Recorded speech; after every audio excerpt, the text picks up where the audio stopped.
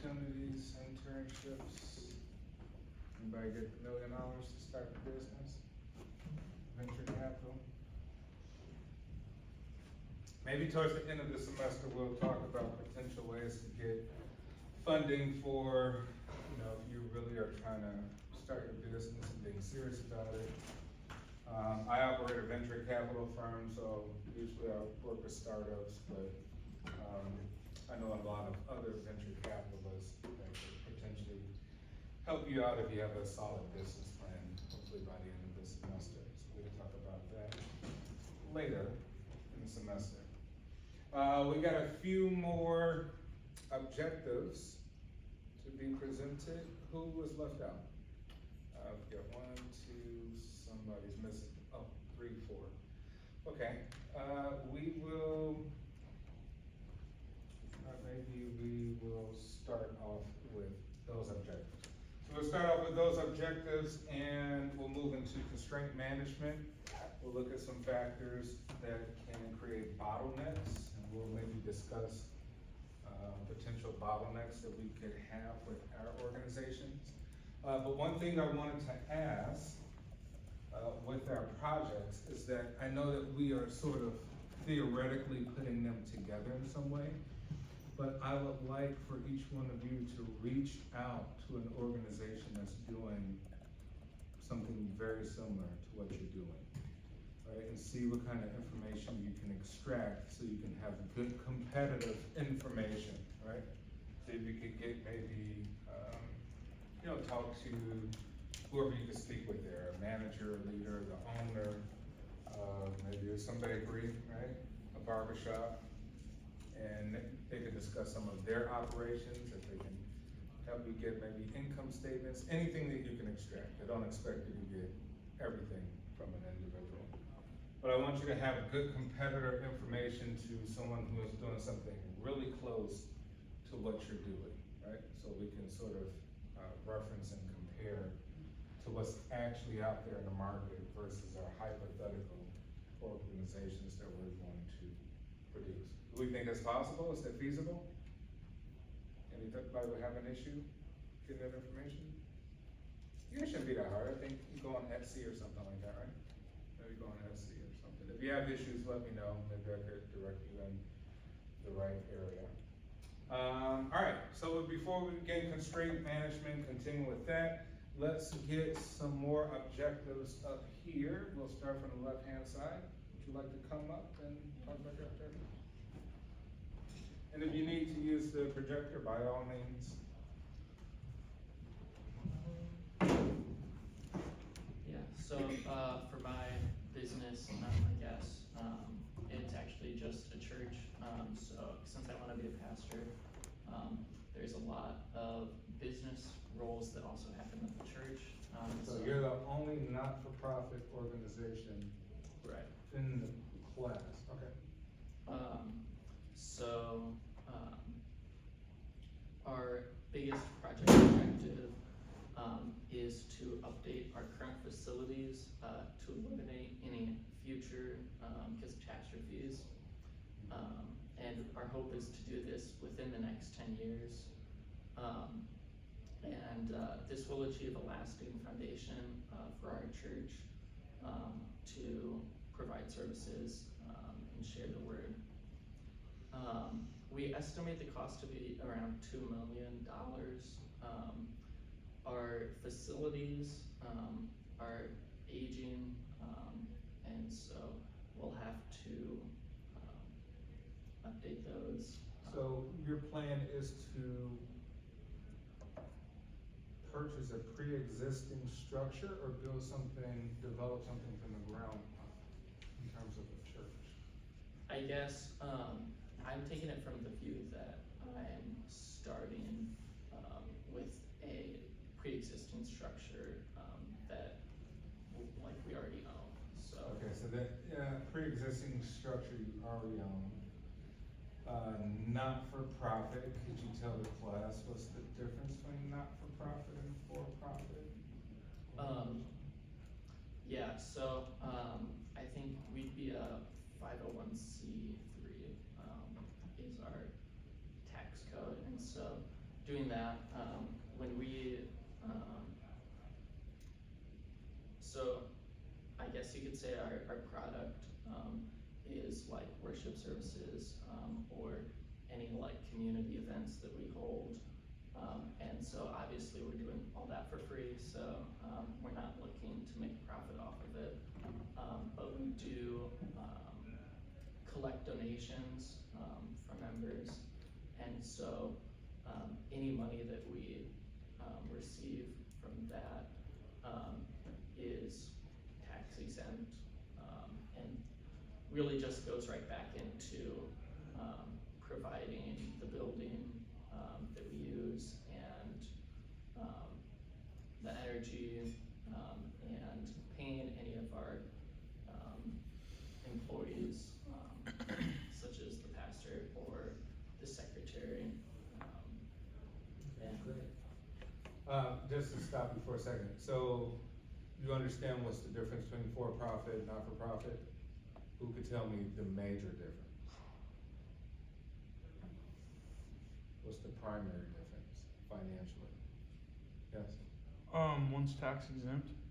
Yeah, we know that one's tax exempt, but what can a not do? What can a not-for-profit, right, barred from doing different than a for-profit organization? Right, you have to think there has to be like a trade-off, right? You're saving the tax money, but what can you not do? What were we gonna say?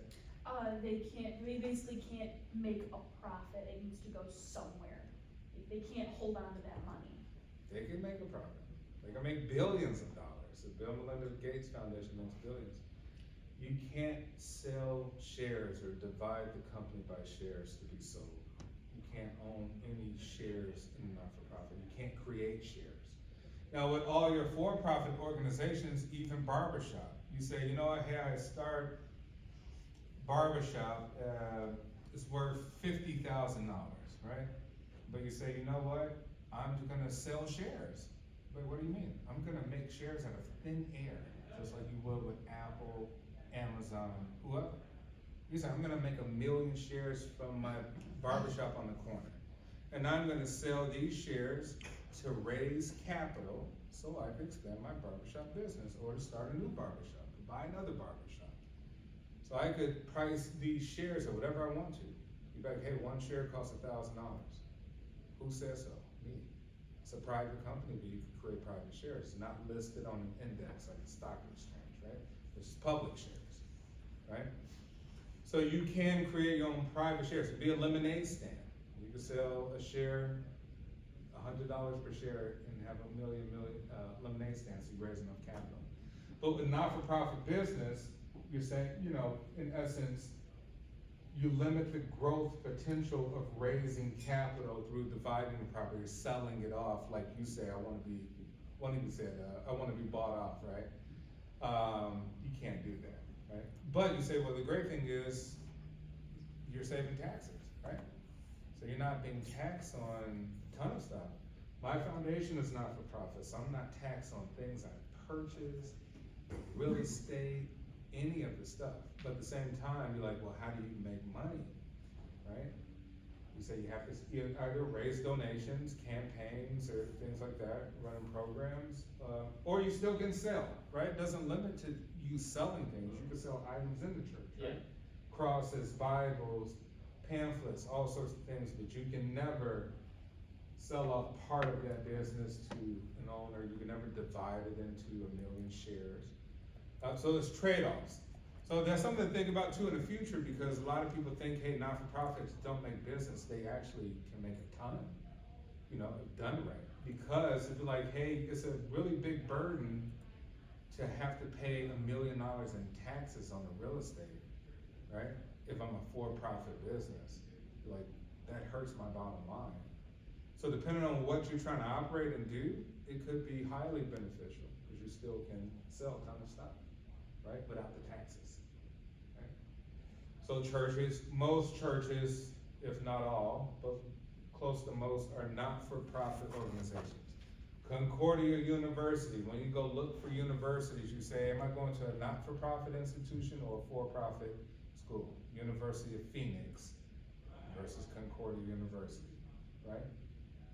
One actually is owned by a parent company on the New York Stock Exchange. You could buy shares in that company that owns University of Phoenix.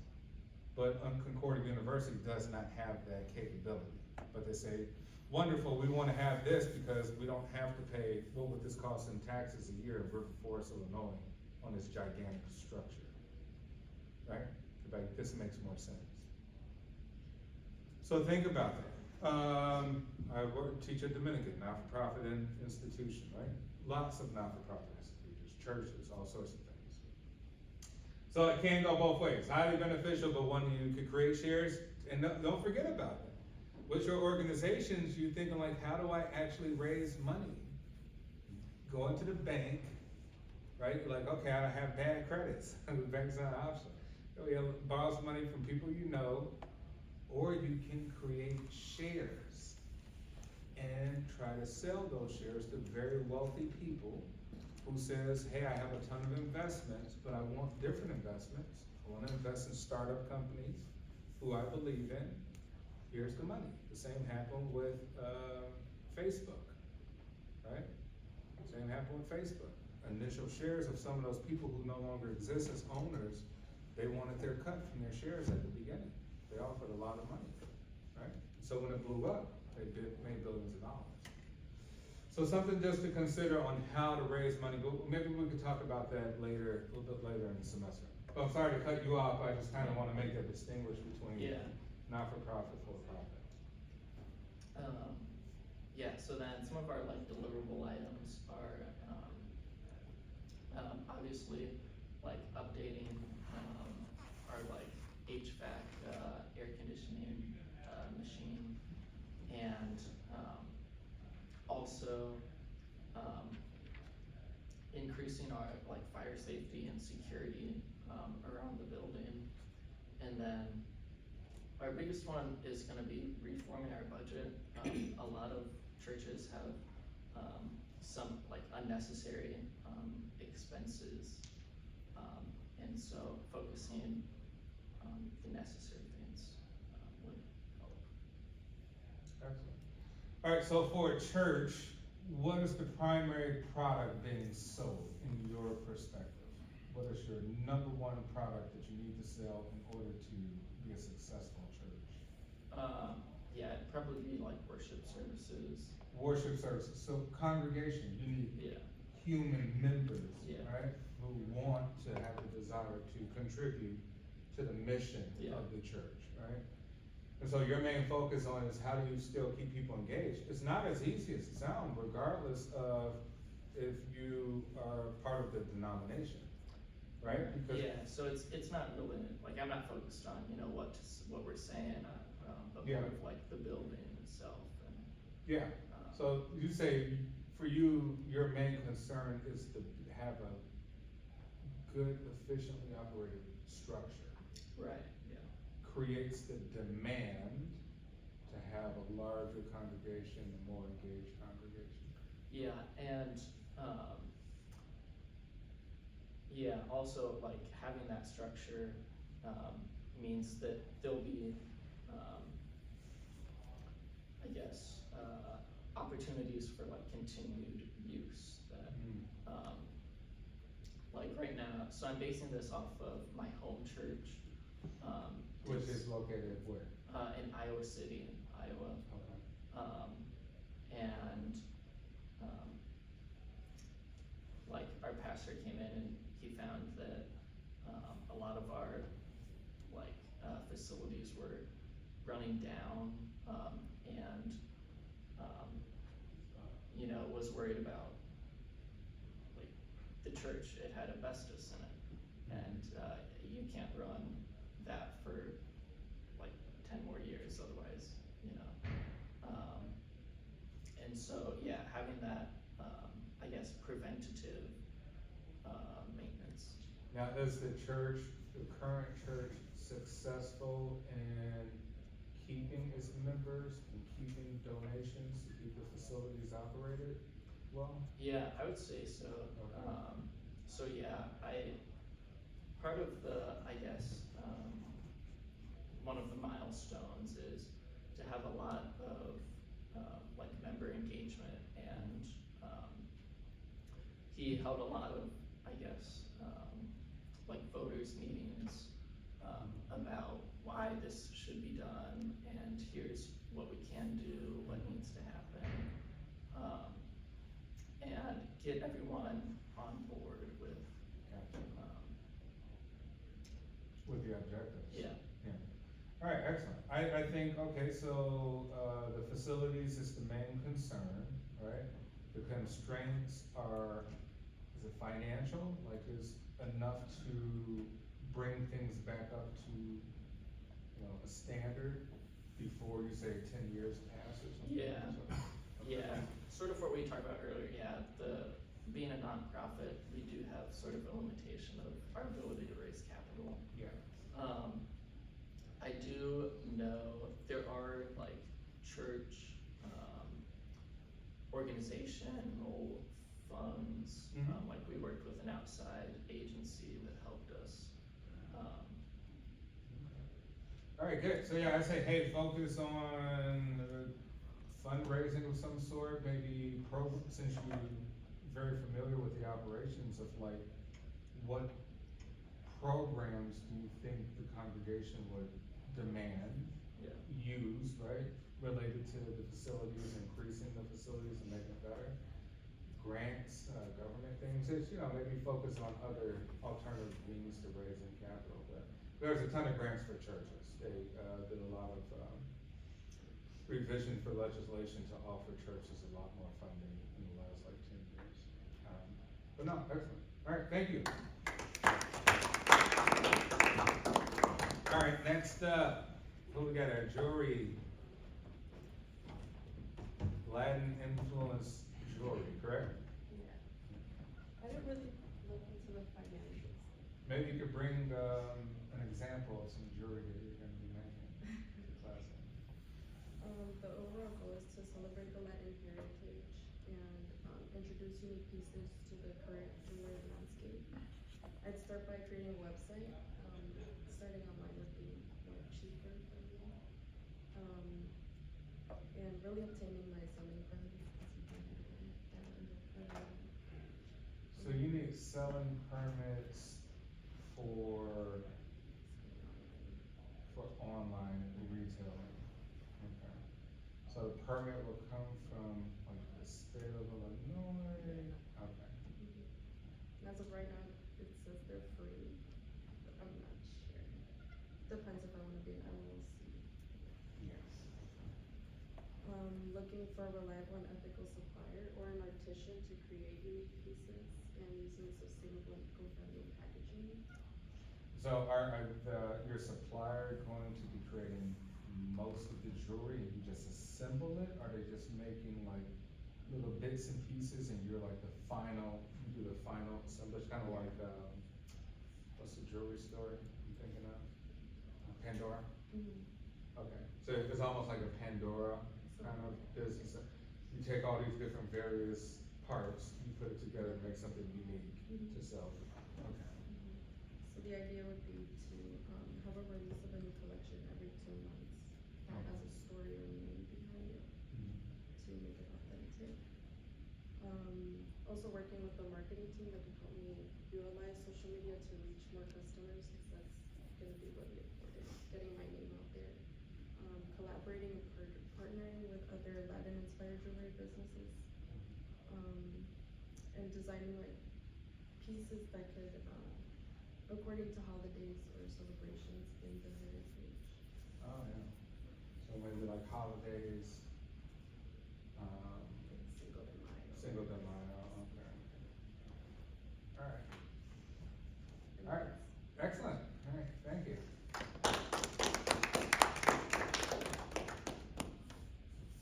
Who's up next?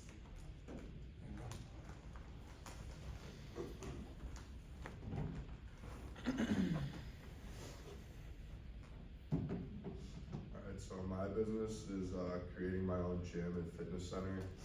I started this in a different class and now this is kind of just like expanding on it. So for the objectives, it's obviously establishing a fully functional fitness center, that meets the needs of the local community, health and wellness goal. I projected it to cost about $500,000. For the deliverables, completely furnished exercise facility with like free weights, cables and cardio equipment. And I also wanna incorporate like a snack bar that has protein shakes and bars with like also other healthy food options for them, like after they work out. And then, making a website so you can sign up for like the trainers and see what times they're available. For technical requirements, I wanna have new exercise equipment that like nobody else has, so that kinda sets me apart from other gyms. Software for managing memberships, and then creation of a website that incorporates like class scheduling and when you can meet with trainers. For limits, like kind of just finding a building that's big enough that can fit like a lot of equipment, and it's pretty expensive to get into because not really like new equipment's expensive. It might be cheaper to get used ones, but I guess I'll have to figure that out. And then What could you do about that instead of purchasing outright? probably renting maybe. Yeah, Yeah. at least the equipment. Yeah. That's kind of all I got so far. Alright, so obviously you work out a lot, go to gyms and Mm. stuff, right? What do you think, wanting to break into this business is like the main thing that will stop it from being successful? Like thinking of exports and lifetime fitness and all I this. think it's just like the amount of gyms that there are, and like some of them are so cheap that people just go there because of the cheap price. So I'm gonna have to sell like it almost as an experience, not just like going there to work out, so like I could get members. Cause like I know like Planet Fitness and stuff is literally like $6 or $7 a month only. So if I wanna like make a profit and have a bunch of trainers, I'm gonna need to be able to sell my membership for more than that. And you think a Planet Fitness can do that cost structure? Why? Why do you think they could have it so cheap? Cause they have good hours, they're open all the time, they have a lot of space and equipment, so, And then just amount of Planet Fitness, Yeah. right? yeah. Remember we talked about like economies of scale, they're able to do like the Walmart of basically working out, right? Whereas yours, do you find that yours is gonna be more premium, like you're gonna Yeah. charge more than an export or Yeah. something of the sort? Trying to. Okay. Alright, should be interesting, I'll have to see where it goes. Cool. Something you can consider also, like, think of the marketing for like Gold's Gym and LA Fitness. They market themselves as being like of a higher quality.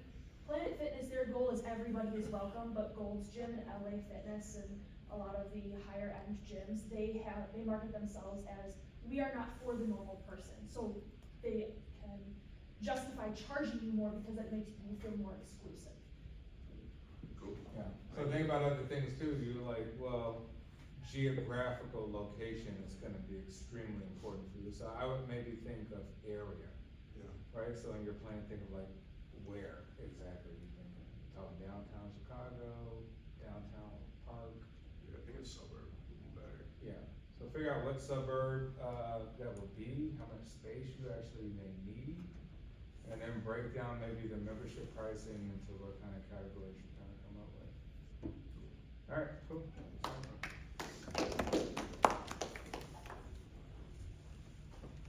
Vinyl wrapping, right? Anybody need their car wrapped? Anyone?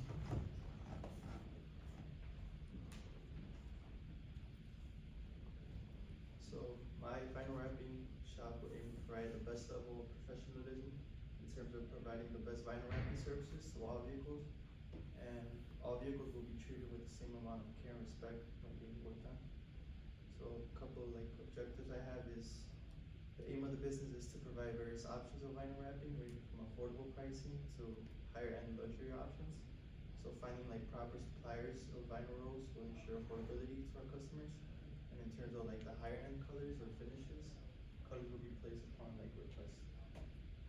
And we will start off in a customized shop to give a professional look to customers.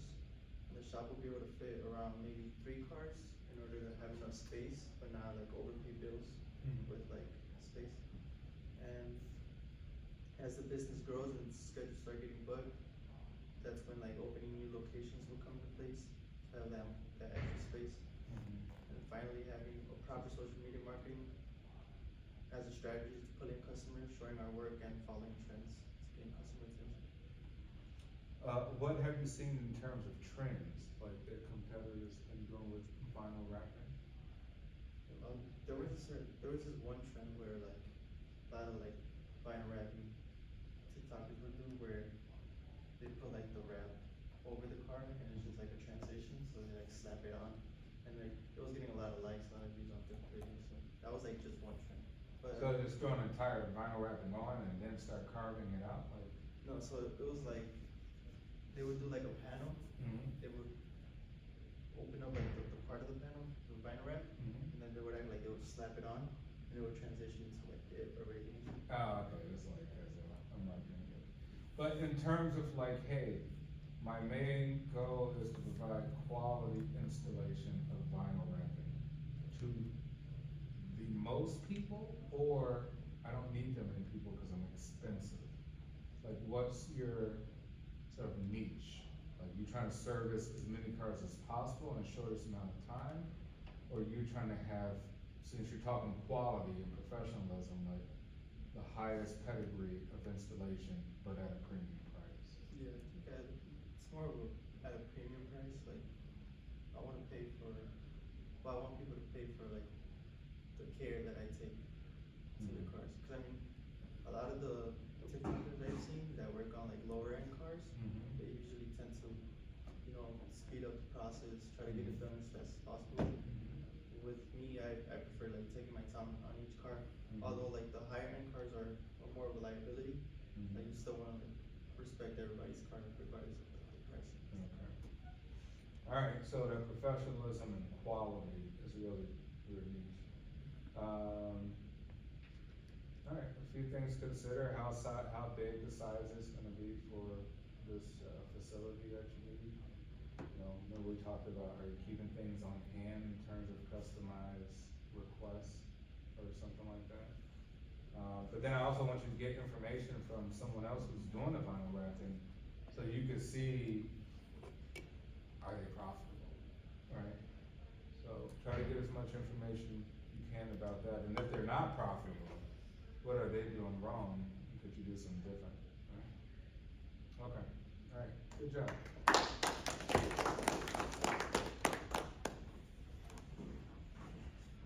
Alright, so with our companies, they all sound wonderful, right? But we still have to think about operating a successful business, not operating a business, right? We're not in the business of just starting a business for it to fail, which is very common, right?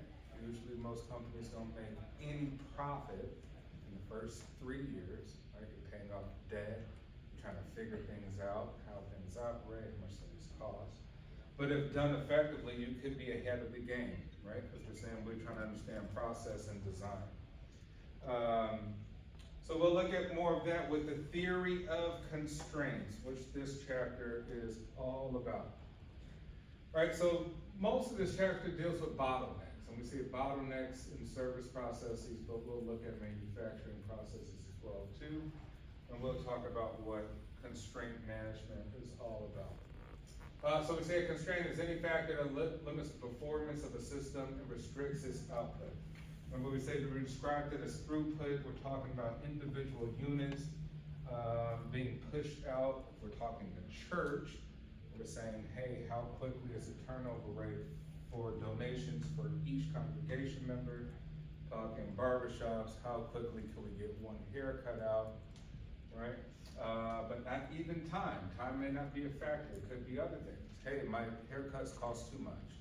So time is not a factor. It happens to be cost, right? We're looking at things that restrain us from being successful in our performance. So we're always trying to increase our performance, making things better and better, even if it's a Subway sandwich line putting together sandwiches. Right, so we say capacity is the capacity constraint resource whose available capacity limits the organizations to meet the product value. mix or demand fluctuation required by the marketplace. We're looking for here is supply and demand. Do we have enough to supply individuals, right? Are we doing enough to meet demand or exceed demand, right? Can we even create our own demand in some way with new product categories? Could we create new demand? Oh, we just see this with Apple. Apple just released what? Gadget, Yeah. right? Yeah, right, the Apple Vision, or whatever the case is. It's like, hey, whole new product category, and that's gonna create whole new demand, maybe from everybody, right? So we say now it might be incorporated into you ordering off Amazon in 10 years, right? It might be incorporated into video games playing outside with the AR experience. Create a whole new, in essence, a whole new marketplace for other things. But with bottlenecks, I want you to take a few minutes to look at a few items of potential constraints. One of them is regulatory constraints. What are some constraints that are regulatory that can impede your business, that can stifle your business? Who could think of regulatory? Who could think of something regulatory that can harm your business, that can slow it down, that could create a bottleneck? We're talking regulatory, what are we thinking here? What sort of thing? Jess? For many companies, OSHA ends up being a constraint. Right, okay, so we say regulatory. Things like OSHA, right? Hey, we got our pest control business, but hey, they're violating some codes in terms of waste material. They're dumping the waste off in some place that's illegal, they get fined, we're gonna revoke their license, no longer operate, shut it down, right? What other things you could think of that are regulatory? Not-for-profit business, I mean, the IRS. Yeah. Fill out ours. Say the IRS to say, hey, you're purchasing things or even investing in things that kind of violate what not-for-profit business is all about, according to the 501(c) code, right? So we say taxes, right? OSHA, taxes. Things in legislations that may actually stop your business, right? Or slow it down in some way. Some new legislation will come out and be like, that's really gonna affect us. Our next item of bottlenecks. We could think of technological constraints, right? And I want you to, what do you think of technological constraints? Let's think of for your own business, what you're gonna be doing with your business. What could be a technological constraint that can impede your performance, or slow down your performance? How could technology work against you? Yes? Just like a website being down, not working for the day. All right, you say, hey, website, right? One, it could be down. Two, it could be too expensive, right? Three, you say, hey, my technology is not good enough for good marketing. It stinks. And we think of even beyond that, the psychology of objects, right? And we think of letters, numbers, colors. The psychology of cost, right? How did you structure your cost? You say, oh, okay, what do you mean by that, Professor Ross? We say, oh, okay, $9.99 or $9.99. Like, what's the difference? Right? We say, okay, human beings perceive things to be actually smaller if the actual item is smaller. Right? So how you're even placing things on your website could be an issue. We say, oh man, my competitor did something creative. What did he do to make a ton more money than I did? He drew a line. Like, what? He drew a line? Yeah, he drew a line in the $9.99. You didn't. Right? Human beings' perception is that, hey, I need to act urgently. This is a real deal. Colors. Think of when you're doing your logos, right? We're talking pre-workout mix. What color do you think consumers would relate to their pre-workout mix. Microsoft uses blue, why did they choose blue? Apple uses white for all of this packing and stuff, why did they choose white? How do we perceive white? We perceive white as clean, brand new, right? Sweet, think of all these things even when you come up with your logos and your brands. Don't just pick anything out ordinary. Red. Red is indicative of alertness. That's why when you see things on sale, you put it in red. Pay attention to this. Highlight. So think of things even in that aspect. Another constraint is labor. Right? What could be some labor constraints with your business?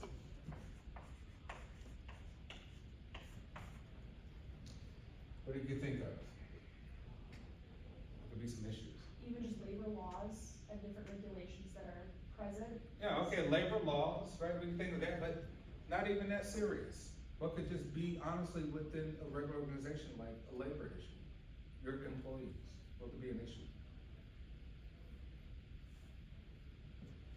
Like laziness maybe? Maybe laziness, but, okay, we say laziness, but think of things like, hey, they're human beings, I gotta give them time off, right? How can I manage my business when Cynthia has to take off for the week, right? Earn time off, paid time off, right? Leave of absence, all the things that you do at your jobs for whoever's working, right? You say, how do your operations are affected on those days? Did you plan well for those things, for those holidays? Do you need more people? Things of that nature. But who else could think of maybe a labor issue with your company? Something dealing with employees, not having enough, having too little, yes? Yeah, for my degree, like unintentional mistakes that would end up costing me money. All right, so we say, hey, I have a labor issue, a labor constraint. I need better training, right? We have to retrain the people we have. It's expensive to just fire people and rehire them, right? So that's not always the solution as a business owner. You usually wanna keep people who's already there, because already know what's going on, right? So you know that there's a cost associated to hiring and firing people. And so you say, hey, mine might be retraining, because we're dealing with a hands-on process, right? Very tactile. So therefore, I need to focus on training.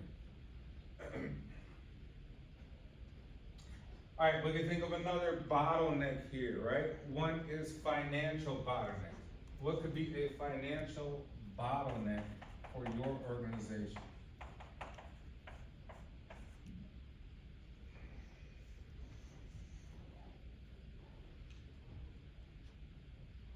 What's a financial sort of constraint that you can face?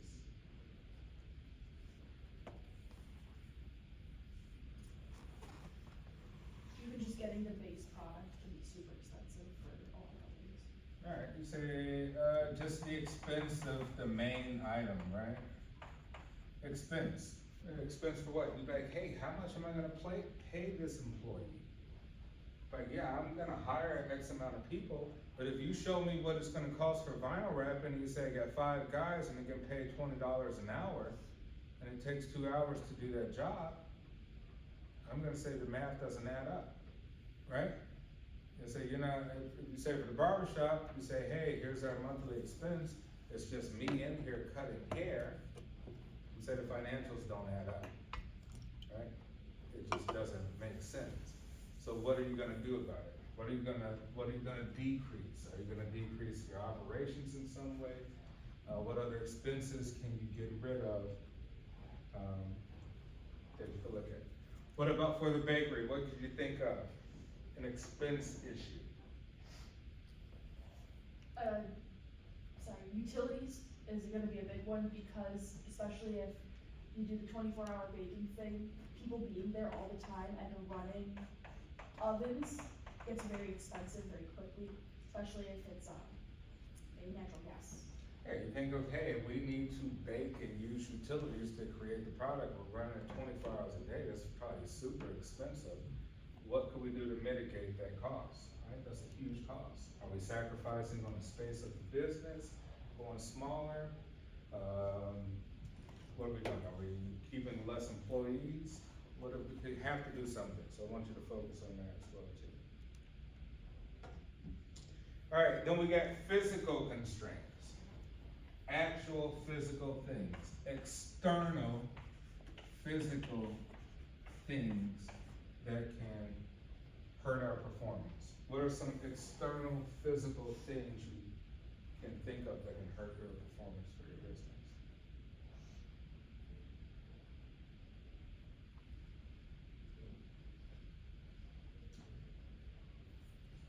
I think of things that, what happens outside when you can't make it to the store because it's too, what here in Chicago?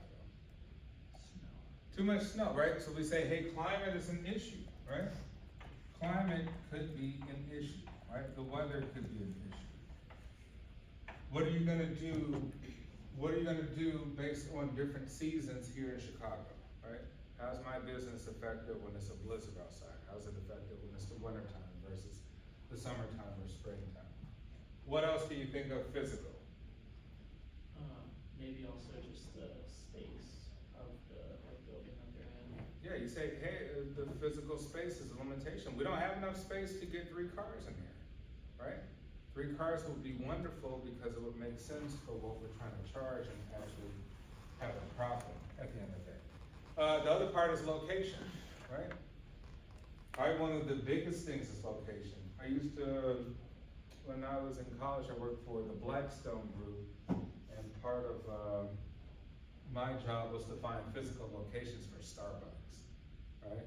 So Starbucks had a lot of research they would do to see what neighborhood they would be in, and where exactly, on what corner, or what area in that neighborhood they would be in, right? And usually it took a lot of research for that, because Starbucks is very, very particular on where they want it to be located. And it worked, right? Because Starbucks is seen as that wherever there's a Starbucks, typically you perceive it as a good neighborhood, right? So it's an anchor store. It usually changes the real estate in the area or whatnot. So physical location is huge. Decision making, right? Decision constraints.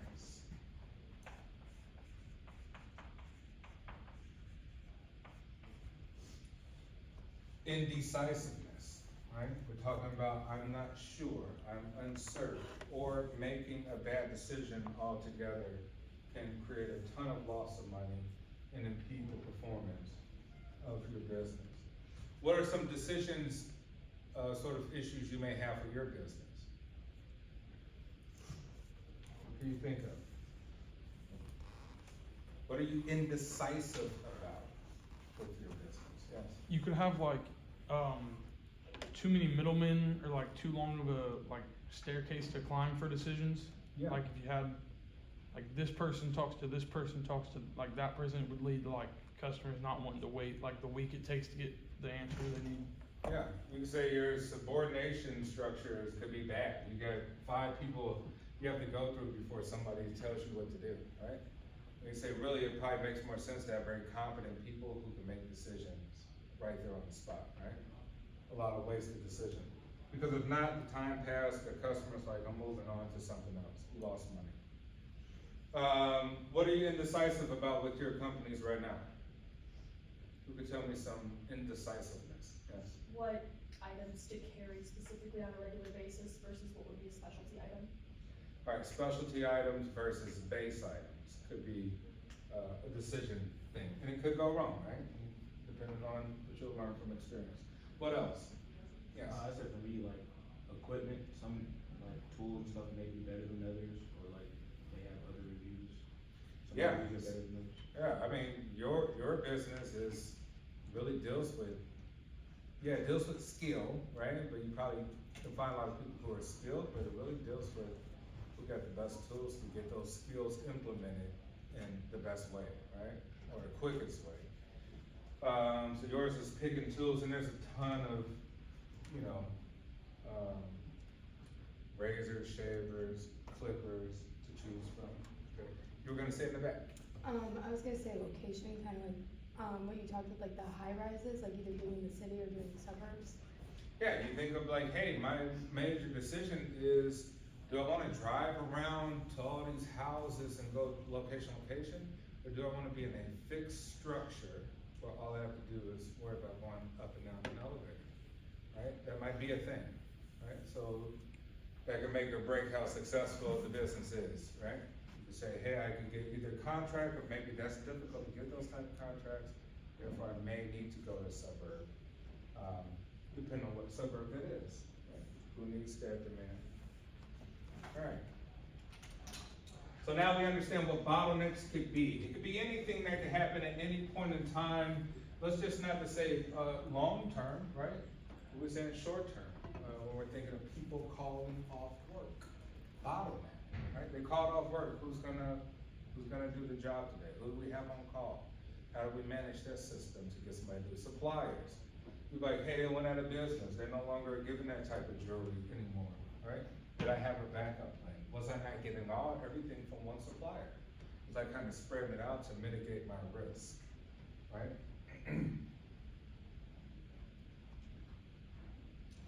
So constraints is a theory, right? How we manage business. Because say there's so many factors in it.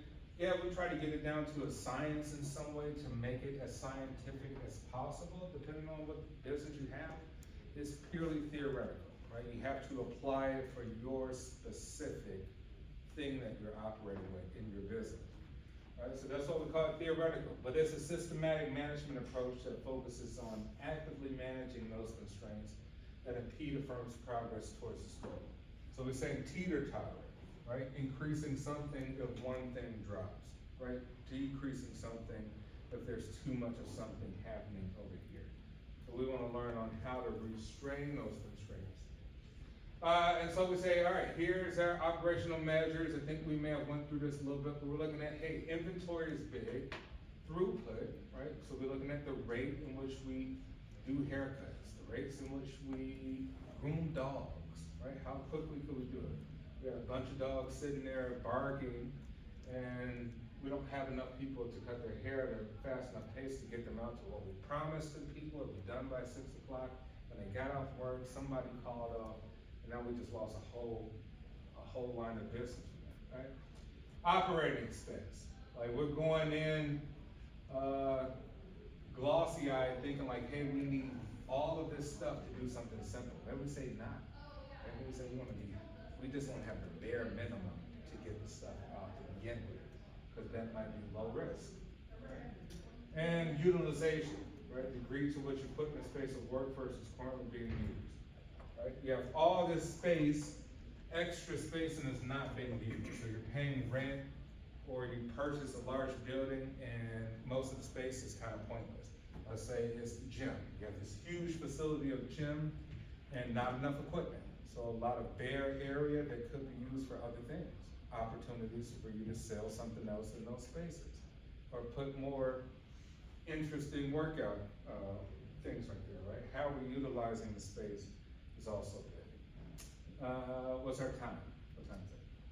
10:50 on that. Okay. All right, we'll continue theory of constraints on Friday, and maybe we'll look at some work breakdown structures for those who got those complete. All right, everyone, have a great day. I'll see you on Friday.